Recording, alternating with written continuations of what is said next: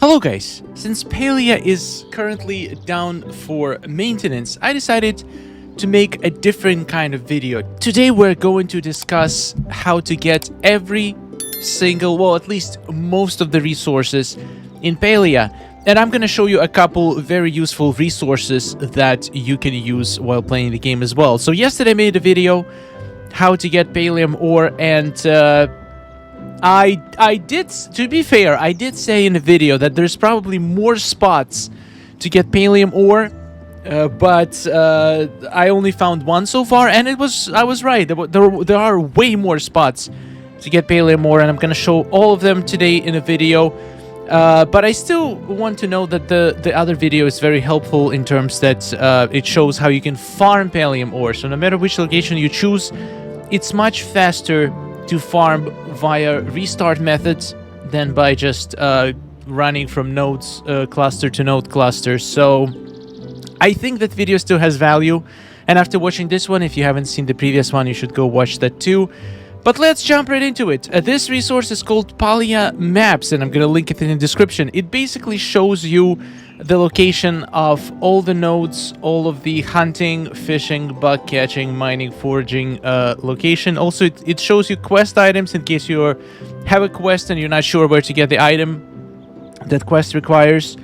There's also treasure chest locations, which, if you didn't know, there is a lot of treasure chests that have pretty cool loot around, and then you can keep the empty one and put it on in your house as a decoration, which is pretty cool. So the most notable things in here is, in my opinion, mining. If you go to mining and show all of the mining locations, you can see basically if you want to farm a specific ore, you can see here, for example, for bronze, you can find locations that have lots of bronze clusters.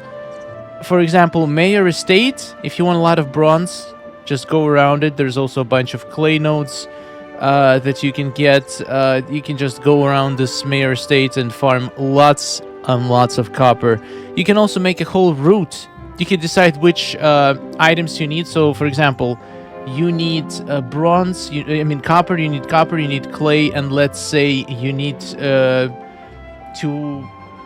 for example, get some, where is the foraging? You need to get a bunch of spice sprouts, which I always need spice sprouts for cooking. So I can show where all the spice sprouts are, and you can see they're all on this left side of the map. So you can make a route that will have as many copper ore nodes and spice sprouts on your way, and just follow it. And once again, if you see a lot of people doing the same thing in the same area, you want to do it, just restart the game until you find the server where there is less people trying to do the same thing that you're doing. Yeah, super useful. I did not know there was an enchanted tree. Wait. Okay, so I was wrong about enchanted trees, apparently. I thought that any tree can randomly become enchanted, but apparently there are only a few locations where enchanted trees can spawn. So if you guys want to do Flowwood farm with your friends, there's a few really good spots. Basically, this would be probably the best route to go like this. You can get a lot of flow infused wood. If you are after like certain forageables, in my opinion, foraging is very good money maker method. So you can literally show every single foraging location. There is a lot of spice sprouts on the left side, a lot of carpet moss, sundrop lily, mushrooms. They all sell for a decent amount of money. So you can go foraging run, also cut down some trees on your way. Just do the foraging run across the entire map, and you're gonna make so much money. I feel like I haven't tested it, but you can make more money from foraging than from hunting if you do it the right way. Again, haven't tested, but it feels that way. So I'm definitely going to make a video testing what is the best money-making methods in the game. But for now, this is super useful. All right, let's move into Bahari Bay. You can actually click on the icon here, and it's going to teleport you to the map of Bahari Bay and do the same thing. For example, you want to find an epic quality bug, which sell for a decent amount of money. So you could kind of see where you can farm them. You can like show locations for all of the rare bugs. Wow, that is Ancient Amber Beetle. If you want to catch them all, here is a bunch of places that you can find them. Very, very useful information. And now let's look at what people actually are very interested in. I don't know why it doesn't disappear. I think there's a bug. Let's take a look at the Palium ore, and my god, there's way more nodes than I thought. So this is the location that I've discovered. I thought there was 4 nodes, but apparently there is 5. So I was pretty close. Around this little circle, that's the location that I farmed all my Palium. There is, to be fair, only one location that is better in my opinion. I would not look at anything that that is on the bottom side of the map, because amount of people running this one, like I've never seen a Palium node here once. I feel like everybody's farming iron around this rock, like because it's a lot of iron clusters. You will have much better chance of finding Palium the further you go from the entrance. So here is the entrance to the biome, and the further you go, the more chances you have. This area is pretty good where I was farming, but this area that has 4 nodes is probably even better. There's probably even less people in here. Or here, there's a whole 6 nodes near the thorny thicket. I think I'm gonna be using this area for mining Palium, because there's 6 nodes, so it's slightly more nodes than here, and it's even further from the entrance. So my spot was pretty good. I would say it's the second best spot in the game, but this one is probably better. I'm gonna definitely go check it out as soon as the game comes out of maintenance. Once again, I'm gonna link all of this in description. You can go check out all the locations yourself. I would also not just farm Palium. I would include other things and build a whole route capturing those things. For example, we're gonna need a lot of iron for a lot of things. So you can see here every single iron node. In my opinion, this is a very good iron route to go, like along the wall here and grab this Palium, and then maybe keep going to grab all of this iron and then hit this Palium, and then potentially go back or maybe go down to hit this Palium. Like you can literally do this circle Palium iron route. Once again, highly recommend farming the top part of the map, because the bottom part of the map, even though it looks like there is way more iron nodes, everybody and their grandma is getting the iron like right near the entrance. So all of this, you gotta have, like, you unless you are playing on a very unpopular time, like where everybody's asleep, you will not find much resources on this site. At least that was my experience. There is billion of people, even though I heard there's only 25 people per server at a time. I find it really hard to believe. I feel like there is way more people, but maybe it means 25, like in each instance, which would be like just in Bahari Bay. Once you enter Bahari Bay, you basically get assigned a random server. So there's 25 people at once in Bahari Bay, even though I still feel like it's like there's way more people running around. But anyway, you can try this route. It seems like it has like very concentrated, lots of iron, lots of Palium. But in my experience, this was very, very empty most of the time because there's lots of people. I will be doing the upper half route, because you can also get a lot of very rare resources like sweet leaf. Let's turn on the foraging. You can see there's a couple resources on the top that are not available anywhere else. For example, bright shroom, sweet leaf, dari cloves is very, very rare ingredient. I think it's considered epic ingredient. It's briar daisy is pretty rare too, but I think, yeah, the dari cloves are the most rare foraging ingredient, if I'm not mistaken. Also bright shroom. Also, you need to remember that all of this stuff does not mean that the thing is going to be there. They can be harvested by other people, and all the iron nodes or Palium nodes have about 50-50 chance to be just a regular stone. So the way that, at least the way I have observed in my own experience, spawning in this game works. Each node could be, like, if it's an iron node, it only has a chance to be an iron node. if you harvest it and then it respawns, it has a chance to be just a regular rock. This is why, like, every single rock you see, that was an iron node at some point in the past. And I don't know what are the chances of it actually being an iron node. From my testing, it's not 50%, it's probably lower, at least for Palium. I would, like, in these spots, mostly regular rocks will spawn, but it has a chance. Every one of these spots has a chance to spawn a Palium node. So if you think you're gonna go there and harvest 6 Palium nodes, you're gonna be lucky to get 2 or 3, and that's considering that nobody was there in the last hour or so. I don't know what's the exact respawn time for all the nodes. I haven't tested it yet, but it feels like it's at least half an hour, maybe an hour for Palium nodes. So it's not as simple to farm as it looks. So I definitely recommend doing the respawn, the restart the game, because instead of waiting for them to respawn and running around, you can just restart the game in the same spot and hopefully gonna get lucky a couple of times. So we can see here the location of shells, of oysters. Oysters are pretty interesting because they can give you pearls, which I still don't know what they're used for.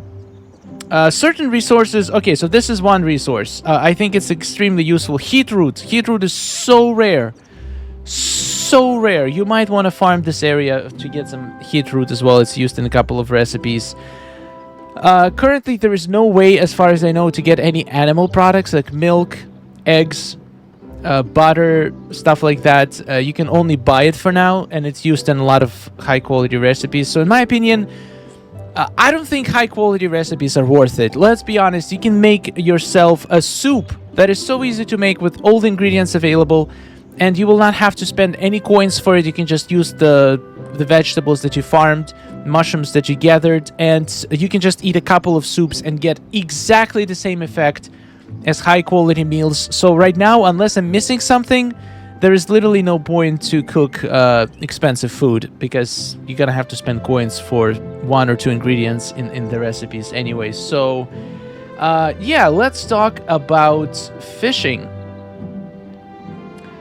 So currently this map doesn't display the locations. It says coming soon, so we'll be able to take a look on a different resource. This is a wiki for Palia, and I'm gonna link it in the description as well. So what does it do? It has a lot of articles that gives you a lot of information about the game. I'm gonna take a look at a few articles in this video, starting with the fish. There is a lot of fish. I'm gonna be honest, I haven't done fishing yet in this game at all. Like, I literally just fished in the beginning as a part of the tutorial, and my fishing is still level 1. I'm definitely gonna get into it in my next live stream. I definitely want to level up my fishing, but look at this. There is 4 different rarities of fish: common, uncommon, rare, and epic. And you can see in this table what time of day you can catch it, and what exact area you can catch it in. Now, I don't know what the point of fish is, except making money, because you can... I think there is one meal that you can use the fish for, or you can just grill it. But some of this fish actually sells for good money, so I have to test this if it's a good money maker method. For example, in the morning and during the day in Kilima rivers, using glowworms. So certain fishes you're gonna need to use certain bait. For example, you can only catch the most common fishes using no bait, which sell for literally no money whatsoever. But if you wanna catch something that costs money, you have to use worm or a glowworm on your fishing rod. Those can be bought. I think you can buy them from the farmer guy, or you can farm them yourself by using the worm farm, which you will be able to unlock leveling up your fishing and buying it from the fishing guild store. So highly recommend doing that. I'm definitely going to do this in the next live stream. I'm going to focus on fishing, leveling up fishing, and building the glow farm and the regular worm farm. And you can use like certain products. Usually it's like fruits, vegetables, meats. You can use them to turn into fertilizer, and you also get worms from it as well. So that's pretty handy. So as you can see, for example, one tomato in 1 hour is gonna transform into 4 worms and 11 quality up fertilizer. Fertilizer is very, very valuable in my opinion because it increases, it can increase the speed or quality or quantity of the items that your crops produce. And when used with high quality crops, it's gonna be a very good money maker. Now there's more data on I've seen tables on every single item that you can put in the worm farm, to what's the best things to use to get worms or fertilizer. I'm gonna make a whole separate video on it after I figure it out because once again fishing is pretty new for me. Let's move to the next topic. Bugs. Bugs is pretty much the same as fishing. There is 39 different insects in the game. Once again, common, uncommon, rare, epic. Once again, so you can fish, you can put in aquarium. Aquarium is like super late game, highly expensive, incredibly difficult to get item. Same with the bug, what's it called? You can capture bugs and have them on display basically. But other than that, you can just sell them for money. Bug catching is a very good alternative for hunting if you don't like hunting as a moneymaker method.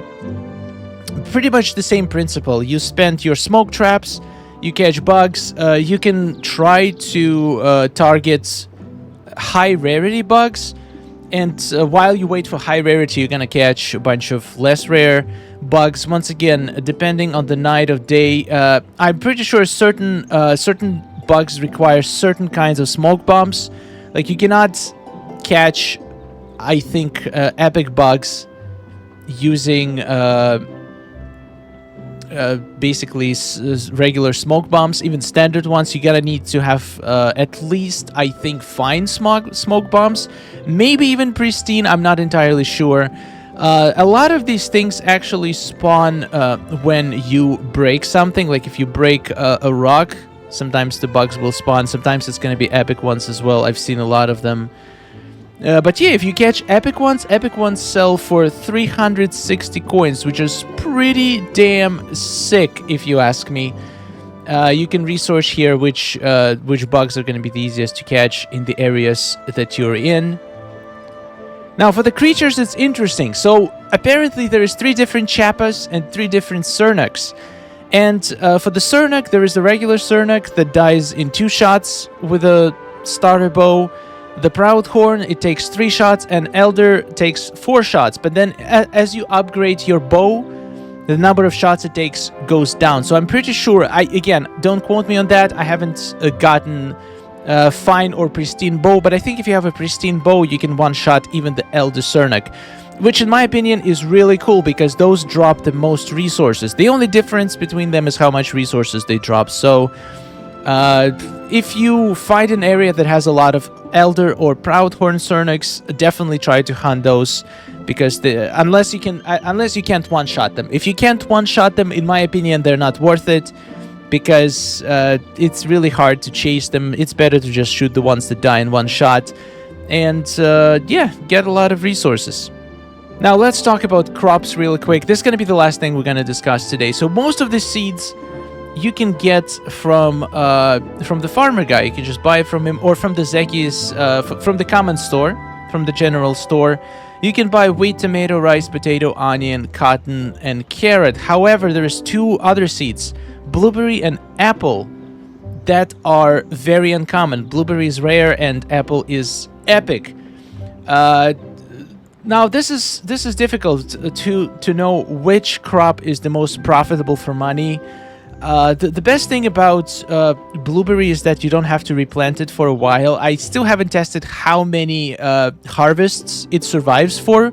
Tomato survives for 3 harvests. Let's see, maybe this article that tells us. Yeah, no, there's no information about it right now. There is still very limited information about this game, so we're learning as we go.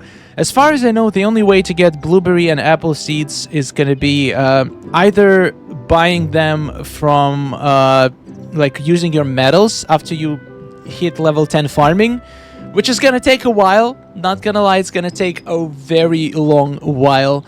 You can buy them using farming metals, and or you can win them using Lucky Coin from Zekis. By the way, if you didn't know, it pays to buy something from Zeki every single day. For example, if you need seeds, don't buy them all at once.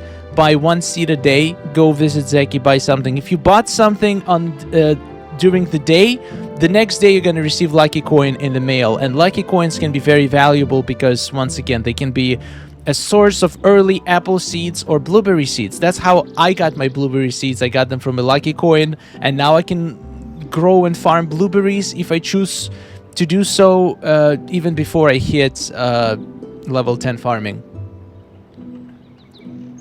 Alright, there's a lot more to discuss, but I think it was a very long video, so I'm gonna cut it right here. If you want to see more Palia content, subscribe for the channel. Thank you so much, everybody, for supporting this channel. I'm enjoying Palia game a lot, and I'm definitely gonna be playing it and streaming it a lot. So if you want to see more Palia content, subscribe. We're gonna make our own community inside Palia as soon as it goes open beta, which is gonna be in a couple of days. And yeah, definitely expect more guides, tutorials, and science full of spreadsheets videos on Palia, trying to discover how to optimize your life in Palia. Thank you for watching. Have a wonderful day. Goodbye.